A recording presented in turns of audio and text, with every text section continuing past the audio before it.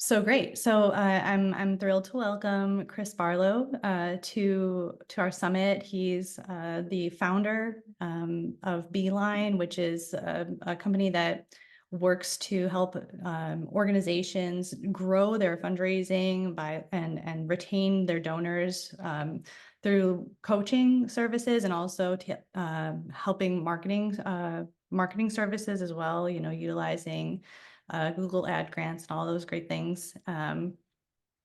So yeah, he has been just a wonderful leader in the space, and he teaches thousands of nonprofits on how to become more effective in their fundraising with a marketing strategy. And so I'm excited to have him talk to us about corporate partnerships. And just a fun fact that he is a dad to 7 kids.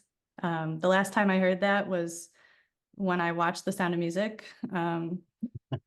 Von Trapp, family of 7 children. So hats off to you and your family. And that must be thrilling and wonderful. And Yeah, amazing. thanks, Jenna. It doesn't help that my wife is from Germany and we like to sing. So that is not an I love it. completely far-fetched analogy. Well, I So hope, yeah, and enjoy this. And please, yeah, if you want to sing us a part of your presentation, we're all ears. awesome. Well, thank you so much for having me, Jenna, and I will share my slides. And I want to share a little bit about my story, and I think that'll help explain why I'm as a digital marketer focusing on helping organizations grow their donor base and improve their digital fundraising. Why I'm talking about corporate partners, and over the course of what I share, you're going to learn that. But I worked for 13 years in inside sales doing cold calling, and um, I actually really enjoyed it. And you might be surprised, like it wasn't like the movie, if you've seen it, Boiler Room with Ben Affleck, where these guys are, standing up all day on the phone, kind of yelling into the phones in high pressure sales to try to get these people to buy into these fake investments and scam them out of money. I really liked our company offered. It was B2B sales. I was calling other businesses, and I believed in what we were offering. And so it was not, like I said, I enjoyed it. And in those years of making thousands of cold calls, I remember there being at least once a day, maybe several times a day, where I would need to call a certain prospect on a list I made myself, and I'd get stuck. I'd call one of my clients instead because I knew I'd be getting a friendly response, or I'd research more about the prospect, or I'd clean up my desk in front of me, or I'd hit send receive on the inbox, hoping to get an email that needed a reply. I'd go into the CRM and reschedule the task to call that prospect to tomorrow. Has that ever happened to you? You have an important task that needs doing, but the moment it comes to do it, you find other things to do instead. You keep just pushing it back to the back burner. Or as I like to do, move it to tomorrow. That's when I'll get it done. I can tell you, I have pushed forward tasks an entire year like that. What about you? There are probably a lot of things for your organization that you feel this way about. And I've spent a little time thinking about why this might be. Why do we have an important project we know that needs to be done, that we want to do even, that will help, but instead of doing it, we get stuck? And here's what I came to as I was thinking about this. And these are just 3 primary reasons. I'm sure there are more. The first thing is we get stuck because we don't know where to start. We haven't taken the time to think through what our actual step is. We make a task for ourselves, but we don't actually know what the first step is. And so it just feels big and intimidating. Or 2, we're afraid of failure or rejection, or just, it not going to be worth it. We're not going to get the success we hope to get, or we're just not convinced it's worth doing in the first place. It's not very valuable. Now, if you're here listening, you probably are convinced that attracting corporate partners is something worth doing. But maybe you're wanting better results. Maybe you're wanting to see this succeed. So maybe you've never tried it before and just don't know where to start. Or you've tried it and aren't seeing the success you'd like to. Maybe you've had past successes and it's not repeating itself, and you're trying to figure out what's not working. Or you should do it, but it keeps just getting put on the back burner. Or maybe something else. Again, if you are having a lot of success attracting corporate partners, you probably be taking a break right now and wouldn't be listening. Or you could be here teaching it yourself. But right now, I'm going to help you. My goal, but through the session, is to help you stop putting this something as important as attracting corporate partners on the back burner and instead start doing it. And the good news is I'm also going to give you the first step and the baby steps after that and help remove that fear or anxiety that comes from being rejected by companies. And I have one more thing to add to that. That'll come from this session, and that's, there's another task that often that I see gets backburnered by organizations.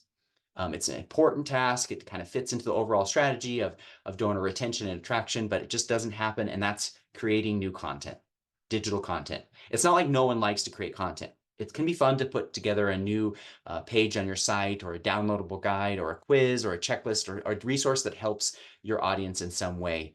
But the problem is the time that it takes to create content. There's always something more important to do, like improving your programs, fulfilling them, fundraising itself. And even though creating content is related to fundraising, digital fundraising, it's just kind of low on the priority list. So today, in addition to showing you how to attract corporate partners, you're going to learn how to essentially, proverbially, create gold out of lead by taking your need for good marketing content and the lack of time to create more with your need to get new corporate partners. And I'm going to show you how those go together. And my goal is to help you actually land a corporate partner in the next 30 days. So here's what we're going to look at. Just a high-level overview of the strategy that will help you attract corporate partners and create content that you can use to attract donors. A 3-step process to contact and connect with companies and get your foot in the door with them. And then a framework to write a personalized email that gets a 50% response rate and a 30% success rate. And I'm going to show how the importance of how this email has to be personal, but there's also a framework you can follow to make it much easier to write. So you're not just sitting at your computer trying to figure out, where do I start in writing this email to get the company to respond. Now, if we had more time, I would ask this kind of as an open question, but how do most attempts at attracting corporate partners start? And in my experience, I believe they start impersonally. So what I've seen is they often start with putting together a sponsorship package. So essentially, you're putting together this list of paint colors. You have a swatch for companies to look at, and you're like, which color do you want?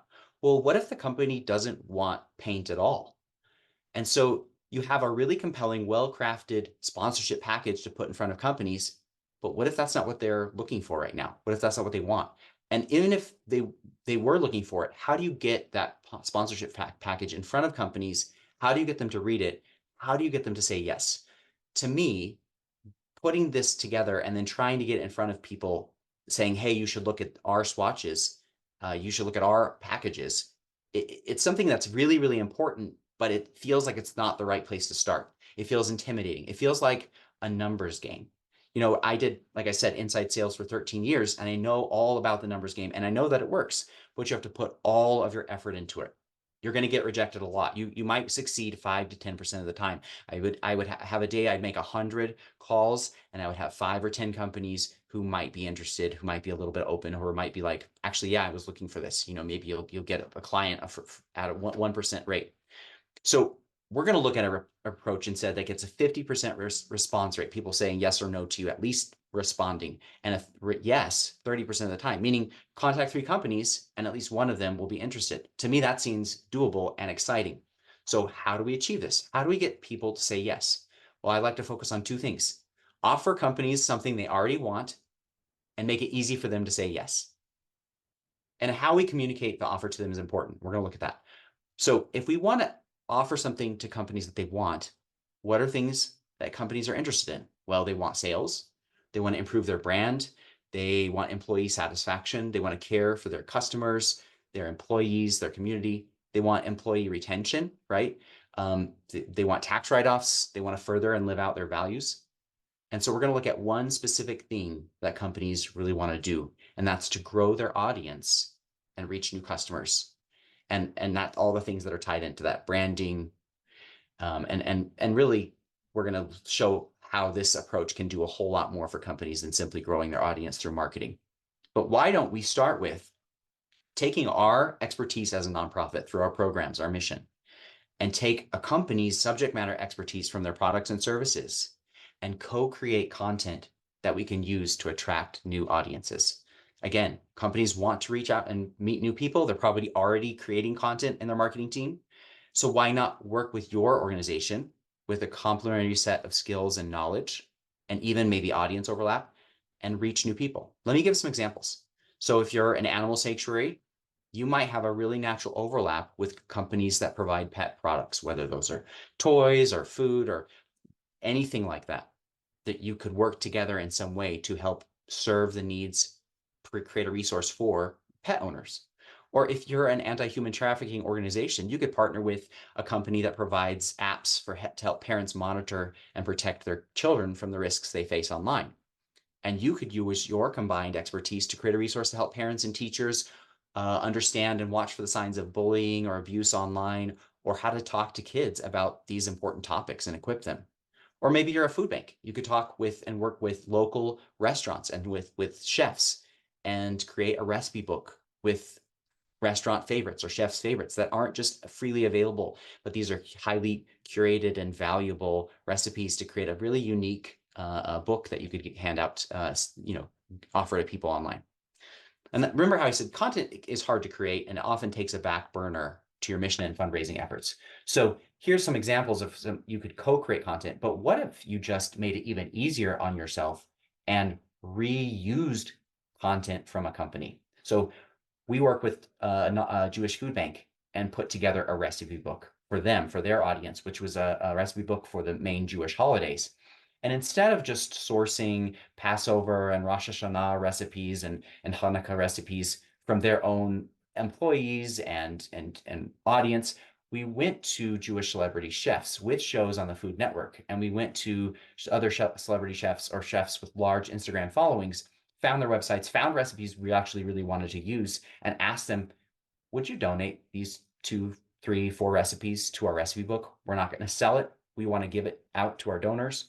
And we'll create a page to feature you as a chef contributor, and it'll be about you and who you are, linked to your Instagram, a link to your actual physical recipe books that people can buy on Amazon.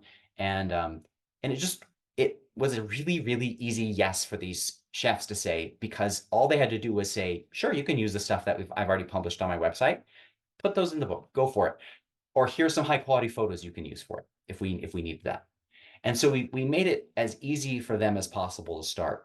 And we reused content that was already out there, giving them full credit, but it was now our curated recipe book, our curated digital resource. So it can be used to help you grow your audience, your email list, and it can also bring positive attention and awareness to these companies. And it costs them nothing but time. Maybe time to say, yes, you can reuse it. Maybe time to actually work and collaborate and create something new. But it's time they would have spent anyway on their digital marketing and on their content.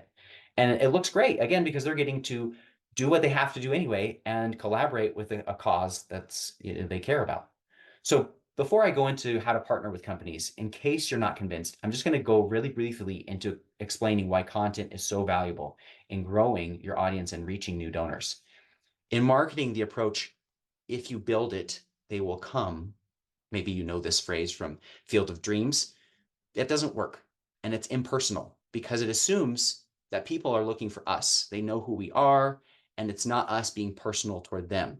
And instead, we need to build a personalized bridge to our donors so that it makes it easy for them to come to us. Just like we want a corporate partner to say, yes, we offer them something they want and make it easy. We want to do the same thing with donors. Over the last year, we've helped one nonprofit grow their email list by over 26,000 subscribers using just 3 pieces of content. And it wasn't a generic newsletter sign up that did it. It was different resources that their audience wanted, and they took the time to create and offer. And here's some other examples of pieces of content, just to throw these out there. The recipe book I mentioned, a free online course for schools and school district administrators, and a customizable coloring book for families who are dealing with surgery, or one of the parents is dealing it and wants to help their child understand what's going on, and can kind of customize this book to print out and for them to color, give them an activity when mom or dad is really tired. And these are all driving a lot of new signups and new subscribers, new potential donors for these organizations. And so how do we do this? Well, we want to attract people who share our values. And if we want to do that, then we just need to create something that meets one of their needs. And the interesting thing is that people who share our values often have connecting interests or problems or questions. So if we can answer the questions or solve the problem or provide something interesting to people who are looking for that, then we are likely to also find people who share our values. And again, as we know, people who share our values are more likely to become donors. So some more examples for you. If we're an animal sanctuary, then we can create resources for pet owners because again, they understand the value of what we do. For a food bank, we can create resources for people who love to cook and host people because they understand the value on some level of what we do to provide food and warmth and caring and even potentially community to people who don't have it. Or if we're a organization that provides clean water in countries where it's not available, then people who love to camp and are looking for and love to go backpacking are looking for a clean water filter, or people who are just moved and they're looking for a water filter for their house or apartment. If we give them a guide on how to pick a good filter and what are the different kinds of options out there, they will understand the value of what we do given the place in life that they're at or the interests that they have right now.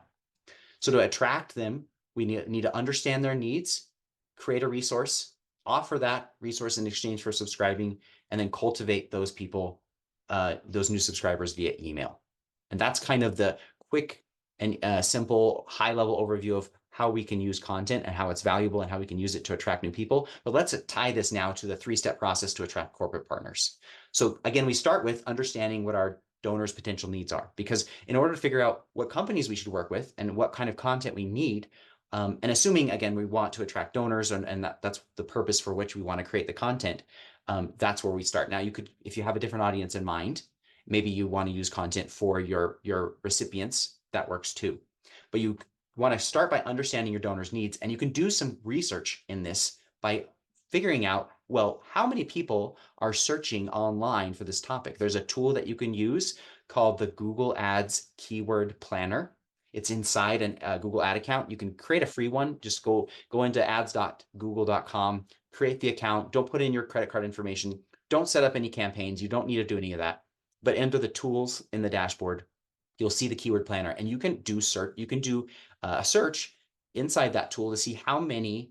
Google will tell you, okay, for this keyword, this is how many searches we estimate happened over the last year on a monthly basis. And you can find, okay, these topics are getting searched by a lot of different people.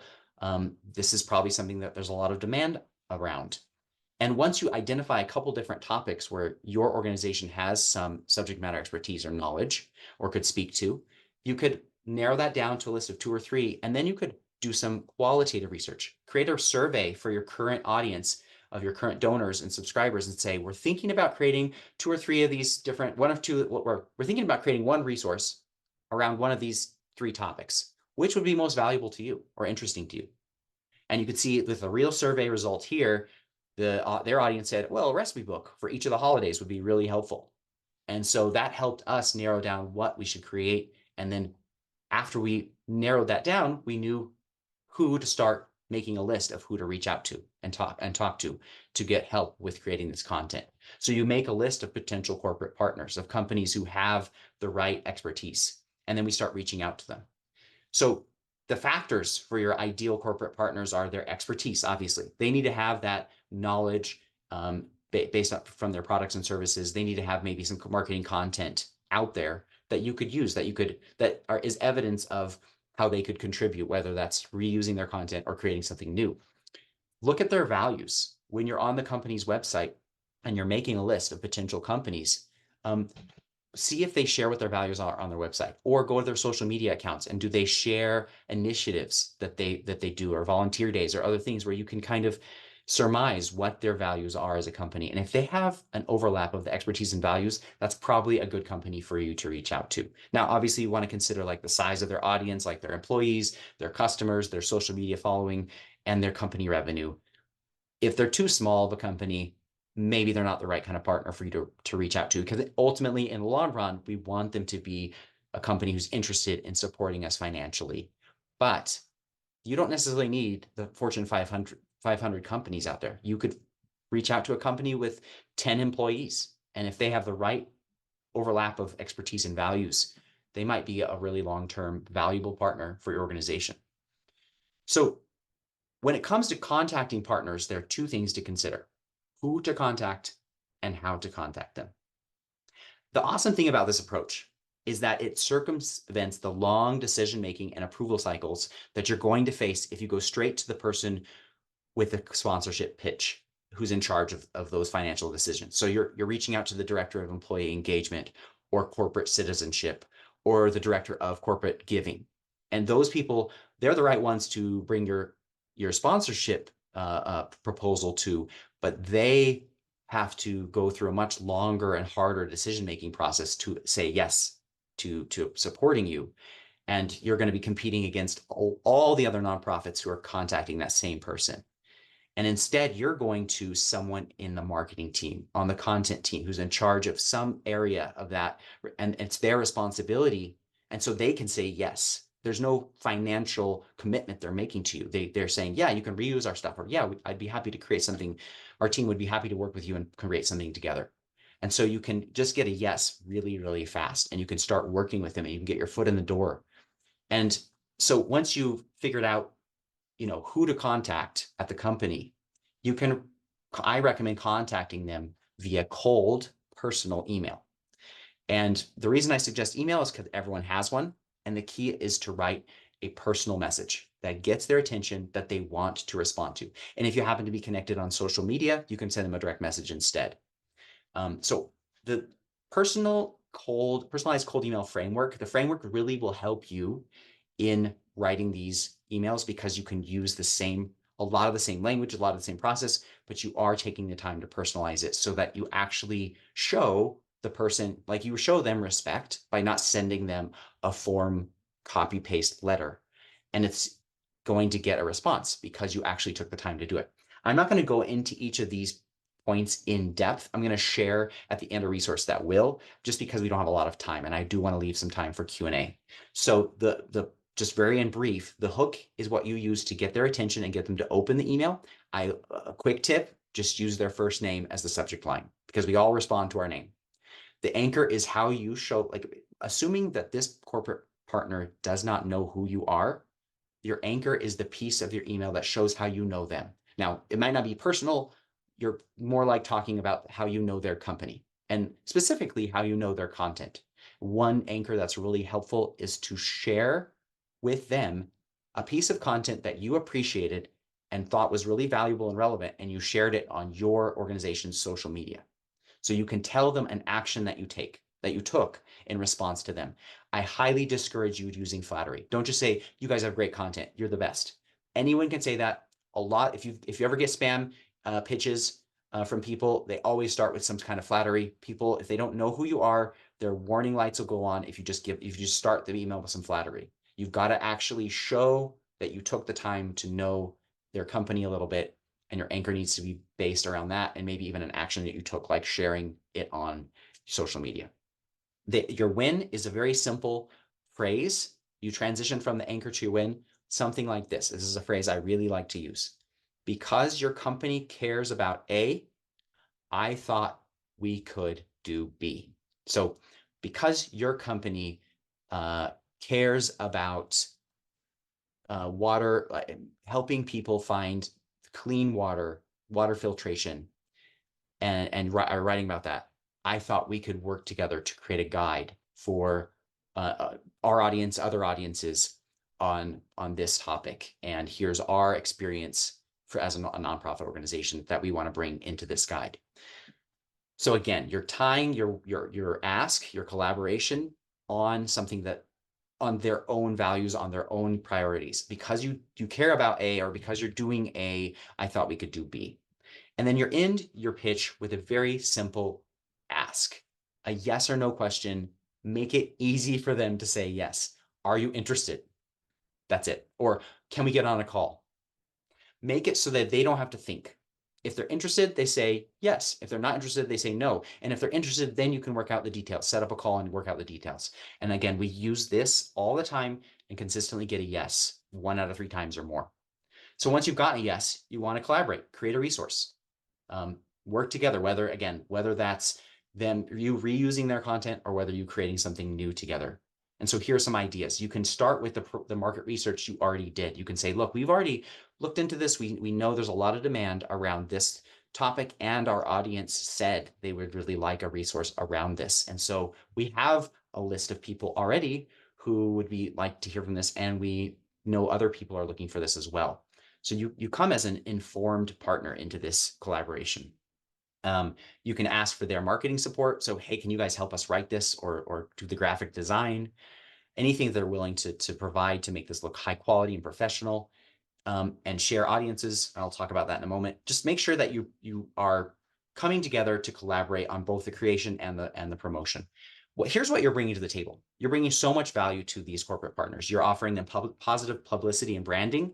Working with a nonprofit, you're helping them support their values and live them out. So instead of having to pay money, give to a nonprofit, which is, obviously a good thing, but it is a very specific thing. You're helping the company to live out its values in its everyday operations in a new way. And that not only helps the company find new ways to live out and show its values by what it does, you're also helping the employees get directly engaged.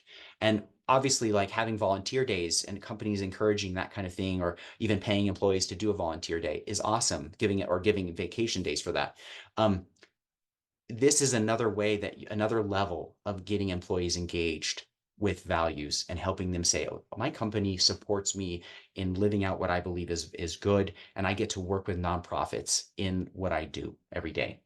And the other thing you can do is let the company know, look, we're not going to create this piece of content and then get a bunch of crickets. We have a $10,000 ad grant from Google, and we know people are searching Google for this topic. We're going to advertise this book to all these people, and a lot of people are going to be finding it. We can put a $10,000 monthly ad budget toward this one piece of content. So we know a lot of people are going to find it, and they don't have to worry about trying to advertise it or put money behind it, at least at first. So you're bringing so much to the table to these companies that it's really easy for them to say, wow, this is a really valued partner of ours. It's not one-sided. Then you can plan cross promotion. So you thank them publicly for how they've, make sure you share on social media how they've helped you and just make them look like a hero. Plan your next collaboration. What can we do? This was a great project. What can we do in 3-6 months? And then really, really important, the key to all this, to build this long-term relationship, is to ask for an introduction. Ask, how can we help you guys reach your goals? How can we help your company live out your values? Can you introduce me to your director of employee engagement? And instead of coming in as an outside nonprofit who they don't know with the swatch of paint colors that they didn't really ask for, you're coming in with a warm personal introduction from someone you've worked with, someone who knows you, who's like, this is a great nonprofit. I love what we did together. Here's what we did. We can point out to evidence of how we've already worked with them. We should consider supporting them. You should talk to Chris. So if this sounded like a helpful strategy for you, you can go download our corporate partnerships attraction kit for free. It'll take you through the process slower than I just went through it, step by step.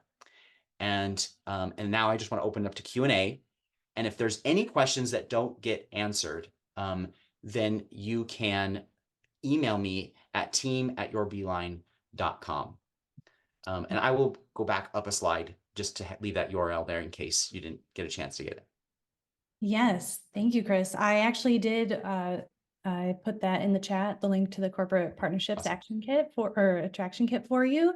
And we are at time, but I don't know if you noticed, Chris, that from the feedback in the chat that you got some great words of praise from Robert and Munatsa and Marina. And this has been so useful and practical because you really broke it down in such an easy to digestible way. So yeah, if anybody wants to contact Chris, feel free to reach out to team@yourbeeline.com. And thank you again so much, Chris, for being with us. Thank you, Jenna.